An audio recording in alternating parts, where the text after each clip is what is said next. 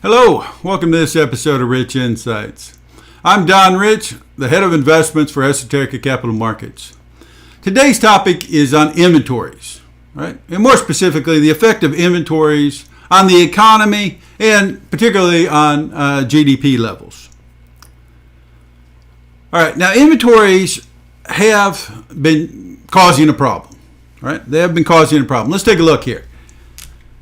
Here we have the GDP numbers for the last few quarters in the U.S. These are U.S. GDP numbers here. You can see in Q1 we printed negative 5% GDP. Right? In Q4 it was plus 2.1%. Now in all these GDP numbers, I like to split them in 6 pieces. All right, into 6 components. And these 6 components then sum up to my GDP number. Right?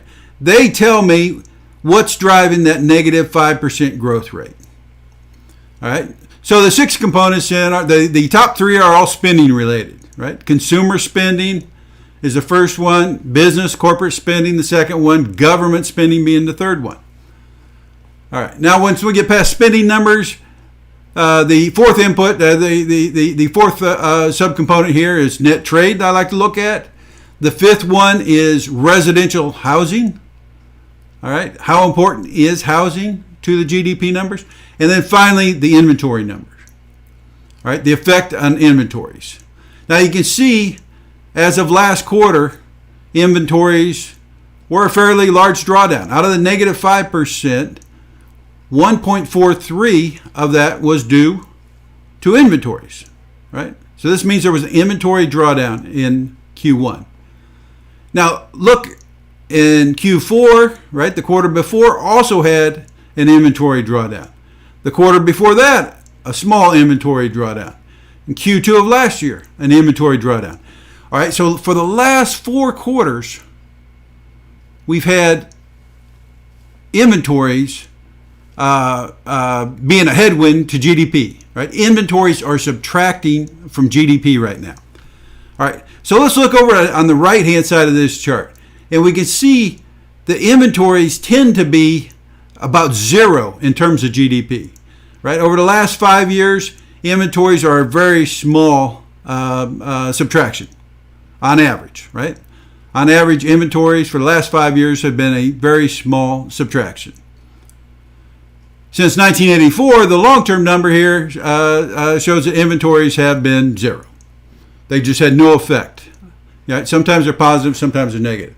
So it's unusual to have these 4 consecutive drawdowns here,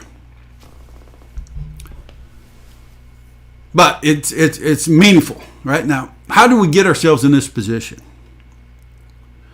Well, long before the coronavirus, people were filling the warehouses, right? We had inventory builds, and we had inventory builds by retailers, wholesalers, manufacturers. Everybody was building inventory.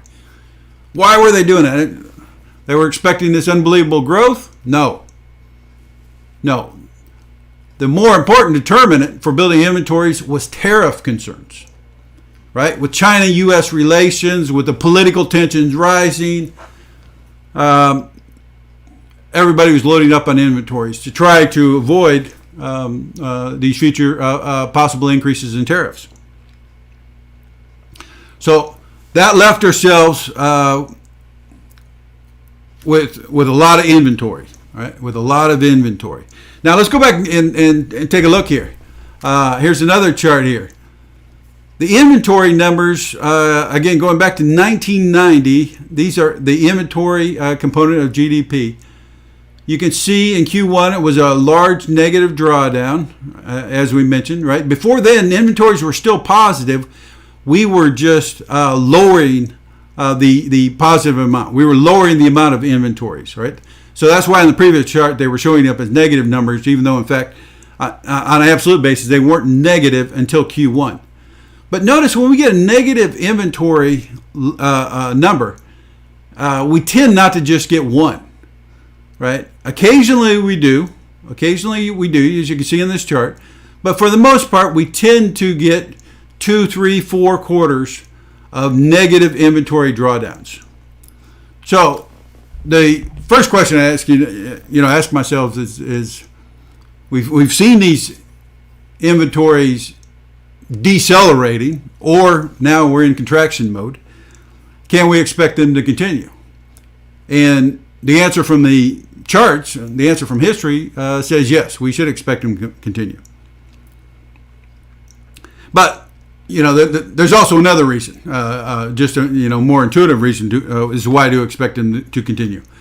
Again, we had this huge buildup in inventories over tariff concerns, and then of course we had the coronavirus, right? The greatest demand destruction in history, and that has resulted in this, right? Inventory to sales ratios have just shot off the map, right? Something we've never seen before. All right. So on this chart, we're looking at U.S. factory inventory to sales ratios for durable goods. All right. And the dotted line here tells us the most recent observation. And I use that dotted line so I can compare where we're currently at to all previous points in history. All right. So we're currently at 2.2 months. We got enough inventory at current sales to last 2.2 months. Now, how does that compare to previous times in history? Again, 1.9 seems to be the highest on this chart, right? So we are far in excess. Far in excess. Now, we know some of this effect is going to go away when sales start picking up, right? When the economy reopens and sales start picking up, then we're going to start resume drawing down the inventory. All right, so we still have a fair bit of inventory to work on, though. Now, why is that important? Well, again, going forward, we're excited about reopening the economy and so forth, but we still have existing inventory to work off before we can start building new, right? So that means weaker GDP numbers, right? Or at least the inventory component is going to should continue to be a drag on these GDP numbers. Now, speaking of that, we get our first estimate of second quarter GDP here coming up, right? Now at the end of May, we got to wait till the end of June, till the second quarter is complete. But right now, the estimates are calling for GDP to be between minus 35, right? Second quarter GDP is somewhere being estimated today between negative 35% and negative 50%. All right. Now, to put that in perspective, in 2008, we didn't even get a GDP number that was larger than negative 10%. I think negative 8.5% was, in fact, the largest in 2008. Today, we're looking at numbers between negative 35 and negative 50 for Q2. Now, that's from the various estimates that are coming in from the Fed. So we have the Atlanta Fed, New York Fed, and St. Louis Fed have these various estimates. One's at 35, minus 35, and the other two today are at minus 50%. Right. Again, when we talk about the demand destruction of Q2, these numbers are just off the charts from anything that we've seen before. So it is going to take a while. It's going to take a while to work off all these excess inventories. Or put it another way, inventories are going to continue to be a drag, continue to be a headwind on the economy and on growth going forward. And probably at least through the end of the year, right? If not longer. All right, so we need to keep our eye on that. So that's our message for today. I'm Don Rich. You've just experienced a rich insight. I hope you've enjoyed it. May your beer be colder than the company you keep. We'll talk again soon. Thank you.